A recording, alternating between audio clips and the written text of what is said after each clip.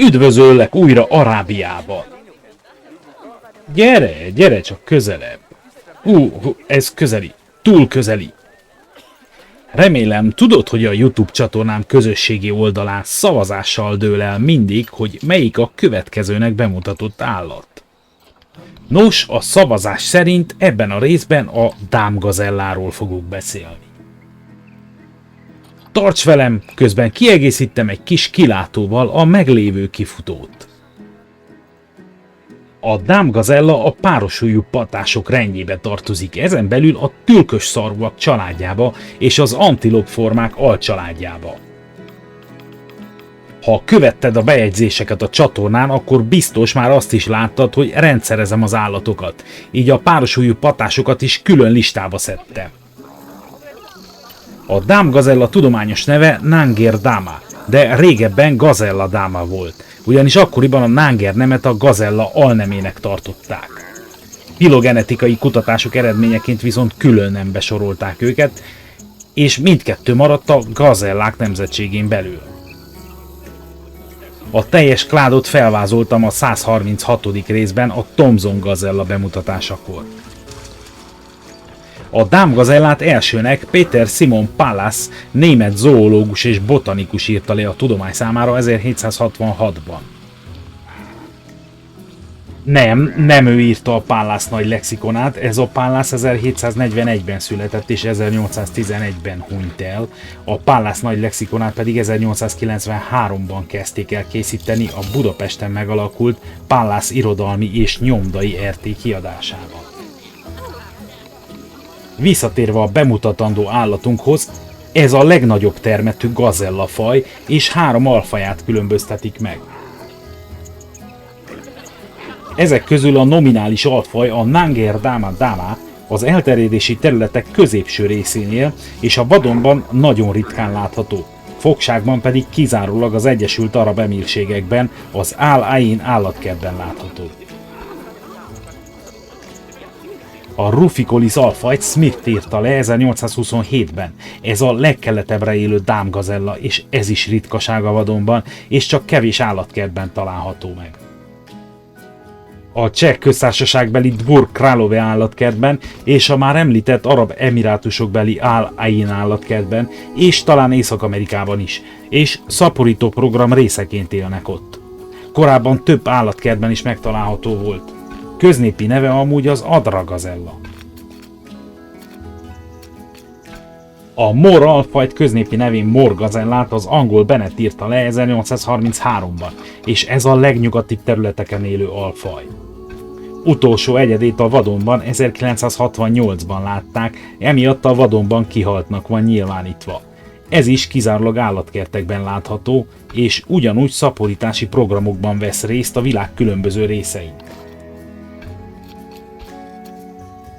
Ezek után gyanítható, hogy a dámgazella természetvédelmi státusza súlyosan veszélyeztetett.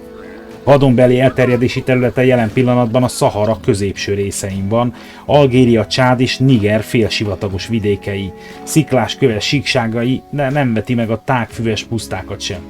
A homoktünéket és a hegyeket viszont kerüli. Az elmúlt néhány évtizedben a dámgazella populációk 80%-kal csökkentek. Így a vadonban a becsült egyedek száma a legutóbbi becslések szerint 300 egyed körül van. Líbiából, Mauritániából, Marokkóból és Nigériából teljesen kiirtották már, de Szenegálba és Tunéziába újra betelepítették.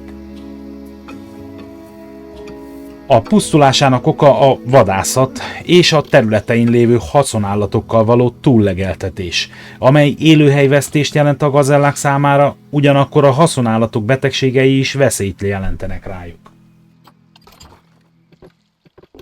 Azon kívül sok helyen az emberek kivágták azokat a fákat, amelyek levelei táplálékot jelentenek az állat számára, tehát a táplálékhiány több oldalról fenyegeti.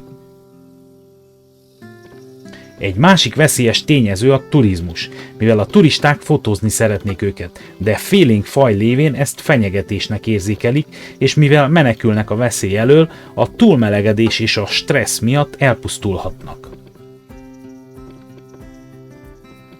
A dámgazella testhossza 96 és 165 cm között lehet, marmagassága 90 és 120 cm.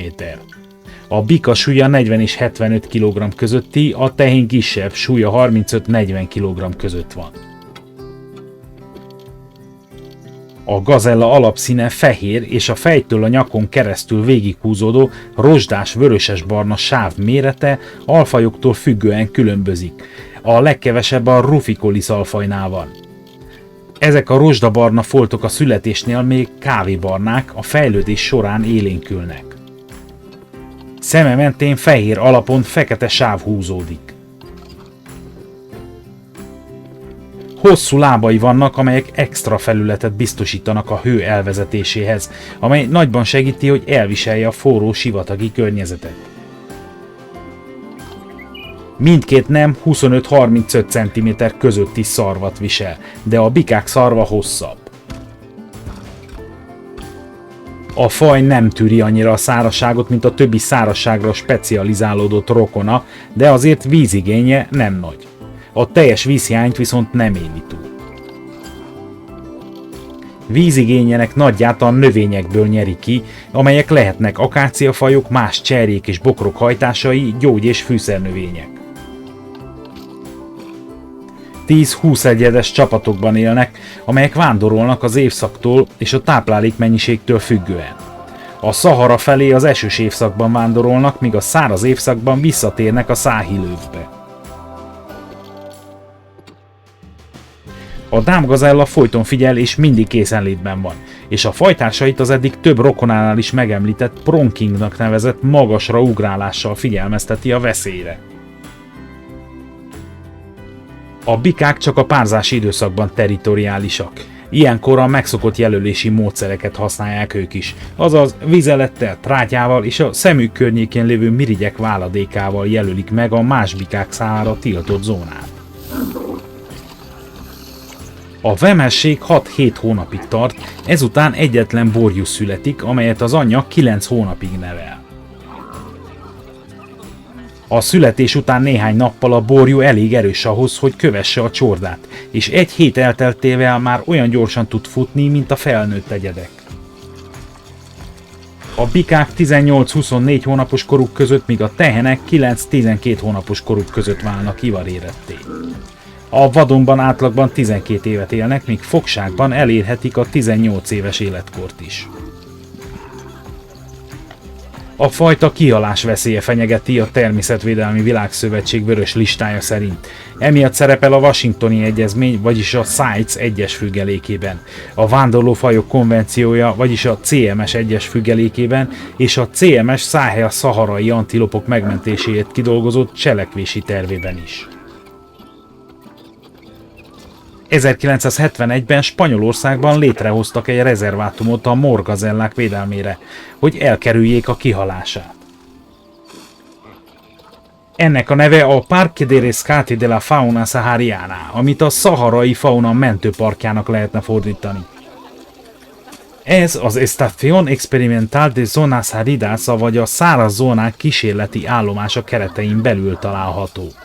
A rezervátum sikereket ért el, és még ma is működik. Egy másik rezervátumot Csádban hoztak létre, ugyancsak a morra alfajnak.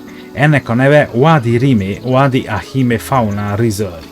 Ez a rezervátum 1978-1987 között működött, de a polgárháború miatt megszüntették. A faj fogságban jól szaporodik, és szaporító programokat tartanak fenn az Európai Veszélyeztetett Fajok Program és a fajok túlélési tervének részeként is. Európában a morra alfajt szaporítják, míg Észak-Amerikában az adra, vagyis a ruficolis alfajra fókuszálnak, de ott tartanak a morra alfajból is. A Közel-Keleten mindenik alfajt próbálják megmenteni. A faj törzskönyvét a spanyolországi Almériában vezetik, és a 2014-es feljegyzések szerint fogságban 293 mor, 2012-ben pedig 168 adragazella volt állatkertekben, de ezen kívül több száz állatot tartottak magántulajdonban az amerikai Texas államban. Sajnos a populációt fenyegeti a beltenyészet a kis egyedszám miatt. Ez tükrözi a csökkent reproduktív aktivitás és a megnövekedett parazita terhelés, vagyis az ellenálló képesség hiánya. Szükség lenne még több védett területre, ahol szabadon szaporodhatnak, ahhoz, hogy a fajnak nagyobb esélye legyen a túlélésre. 2015-ben Marokkó nyugat-szaharai területén egy visszatelepítési program keretében 24 dámgazellát engedtek szabadon egy félig zárt területen. Ezek közül 7-et követhető nyakkörvel láttak el. Sajnos 3 egyed orvadászat áldozata lett, és 7-et házikutyák pusztítottak el, mivel gyaníthatóan a fogságban született dámgazellák nem ismerték fel a ragadozókat. Nigerben a dámgazella nemzeti szimbólum. Hausa Meina vagy Hausa Menas néven szerepel a nigeri labdarúgó válogatott kitűzőjén. A csapatot nem hivatalos nevén Ménásznak nevezik. A hausák Nyugat-Afrika legnagyobb etnikai csoportja, akik elsősorban a Száhil övezetben és Nigéria és Niger-szudáni régiójában élnek. A dámgazella neve a hausák nyelvén pedig Meina vagy Ménász. Magyarországon csak a fővárosi állat- és növénykertben láthatjuk a dámgazella mora alfaját 2008 óta, amely 2009-ben már szaporodott is.